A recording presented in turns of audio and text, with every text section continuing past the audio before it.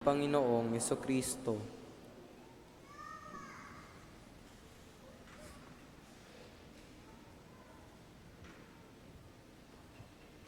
Magandang hapon po sa inyong lahat. Hello? Hi? Kanina mayroong nagbati sa akin, Merry Christmas. Christmas na ba ngayon? Very good. Malapit na. Ilang araw na lang.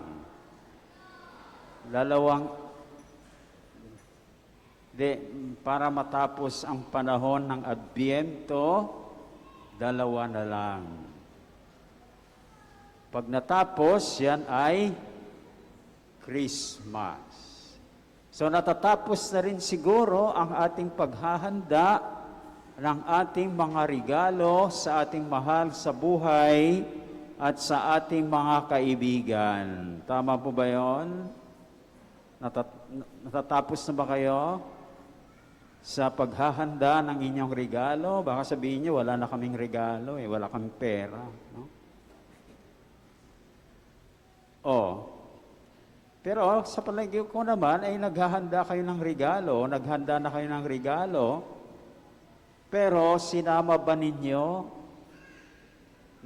sa mga pagbibigyan ng regalo ang ating Panginoong Hesus? Opo.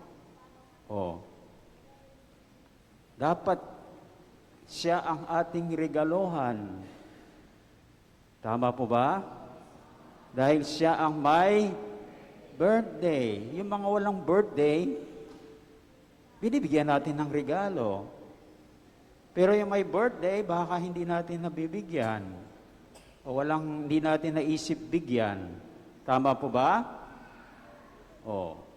Ngayon, ang ating mga pagbasa ngayon ay may suggestion, may suhestyon kung anong regalo ang ibibigay natin, kalugod-lugod na regalo ang ibibigay natin sa ating Panginoon. So, isa sa bawat pagbasa. O saan mula ang unang pagbasa? Mula sa aklat ni? Very good. So, Propeta Mikas. Nasasabi diyan sa unang pagbasa na may haring darating.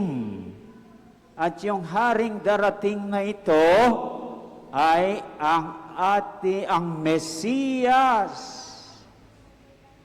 At sinasabi ng unang pagbasa patungkol sa Mesiyas, sa kanya magmumula ang kapayapaan. Nabasa ba ninyo? Sa kanya magmumula ang kapayapaan. Sana sa atin din magmumula ang kapayapaan.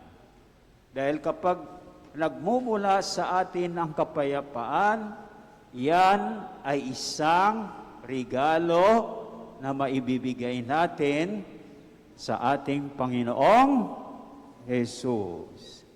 Kung tayo ang pinagmumulan ng gulo, tayo ba'y pinagmumulan ng kapayapaan?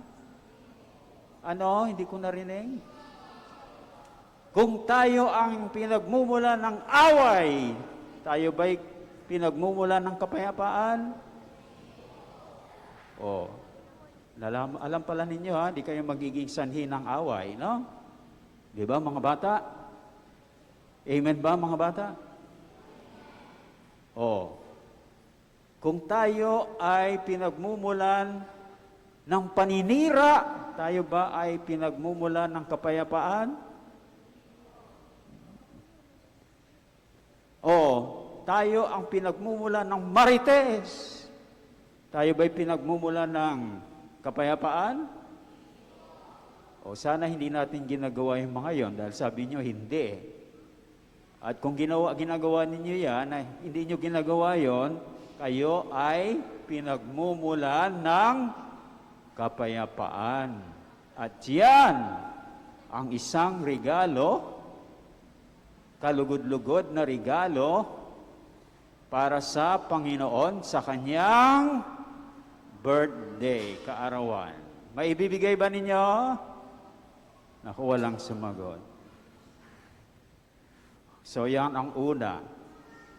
Dadagdagan pa ba natin? Sa liwanag naman ng ikalawang pagbasa,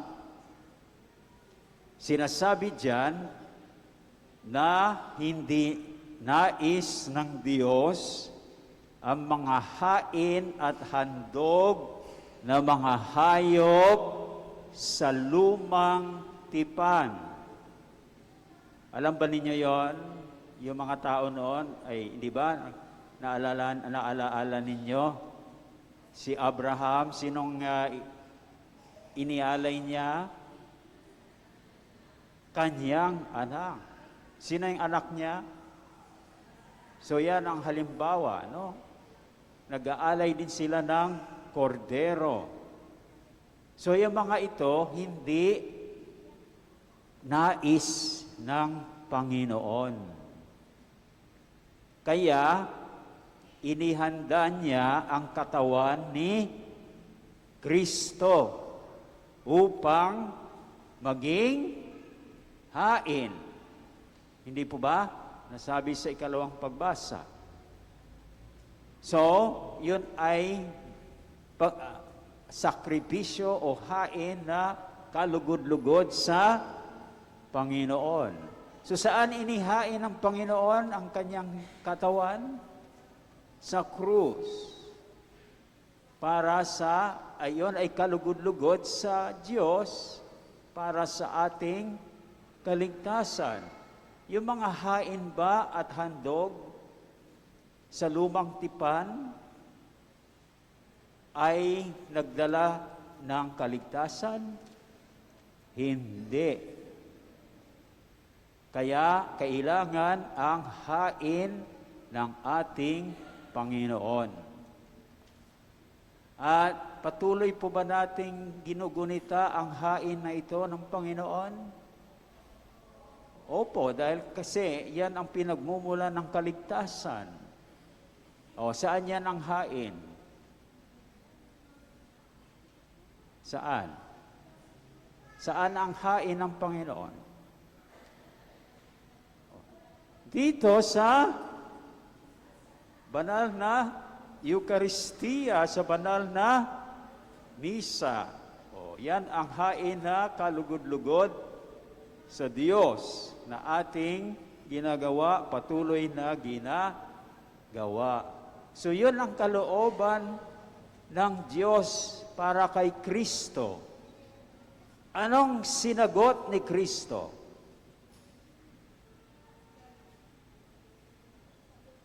Tahimik na kayo. Anong sinagot? Narito ako, O Diyos. O, kailan pagulatin kayo, no? Para tupdin ang iyong kalooban. So, pagtupdin natin yung kalooban ng Diyos, yan ay isa pang regalo na maibibigay natin sa ating Panginoong Hesukristo sa panahon na, sa araw ng Pasko. O, saan natin makikita ang kalooban ng Diyos?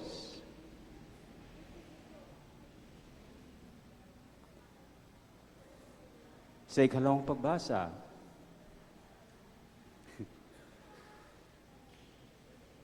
Di ba? Saan? Sa 10 utos. Yun ang kalooban. Yan isa sa mga pagpapakita ng kanyang kalooban. Anong unang utos? Ako ang Panginoon mong Diyos. Hindi kayo magkakaroon ng mga Diyos-Diyosan. O anong ibig sabihin nun? Kung sino ang ating pinaglalaanan ng karamihan ng ating panahon, yan ang ating Diyos. Tama? Kaya kung ikaw ay lagi na lang doon sa kasino, anong Diyos mo? Ha? Pera. Kung ang panahon mo ay nandun lang sa pagkukutingting ng inyong cellphone, mula ng paggising sa umaga, kutingting ng cellphone, tanghali, kutingting hanggang tanghali, kutingting pa rin, hanggang gabi, hanggang magdamag. O sino ngayon ang Diyos mo? Yun ba'y kalooban ng Diyos? See? Kapag ikaw ay laging nasa kasino, kalooban ba ng Diyos yon? Alam pala ninyo Kung binabastos ninyo yung mga magulang ninyo, mga bata, kalooban ng Diyos ba yon? Hindi na nakasagot yung mga bata dahil binabastos siguro, no? Mga bata, pag binabastos niyo yung mga magulang niyo, kalooban ba ng Diyos yon? Hindi. Ayun ni Lord John. Kung kayo'y nagsisinungaling, yun ba'y pagsunod sa kalooban ng Diyos? O pagnanakaw?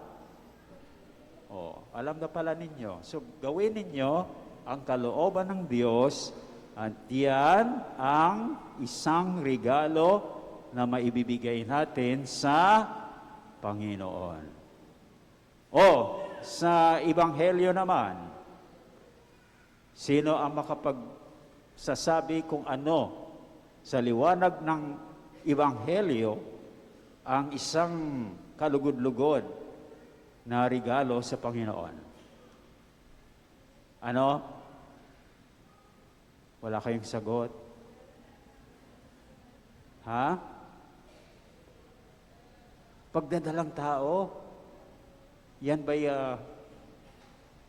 kalugod-lugod ng regalo kay Lord?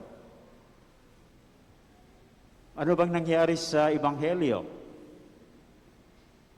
Si Maria ay pumunta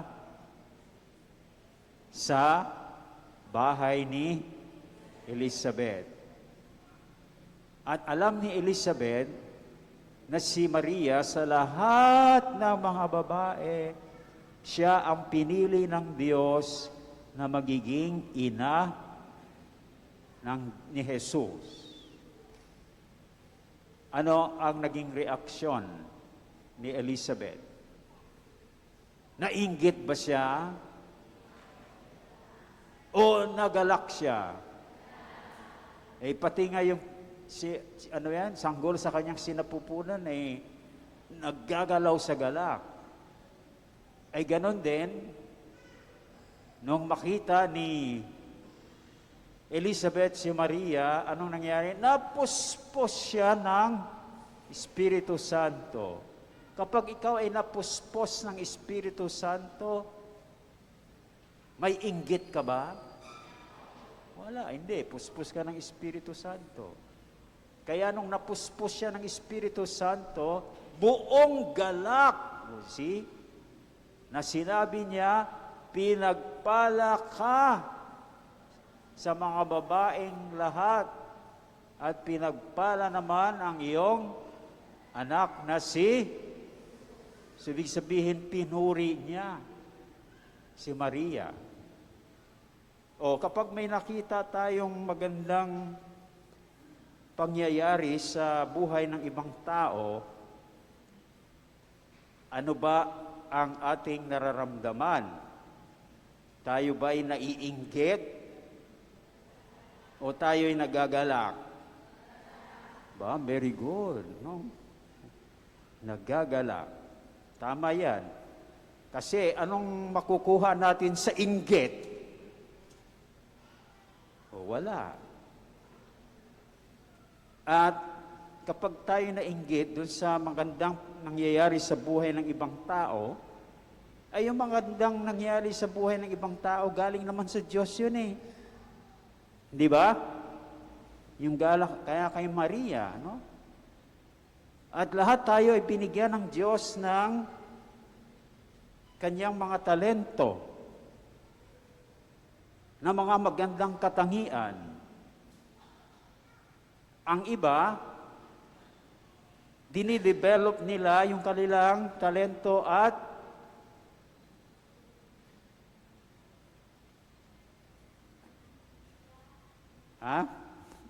ang kanilang talento at mga katangian. No?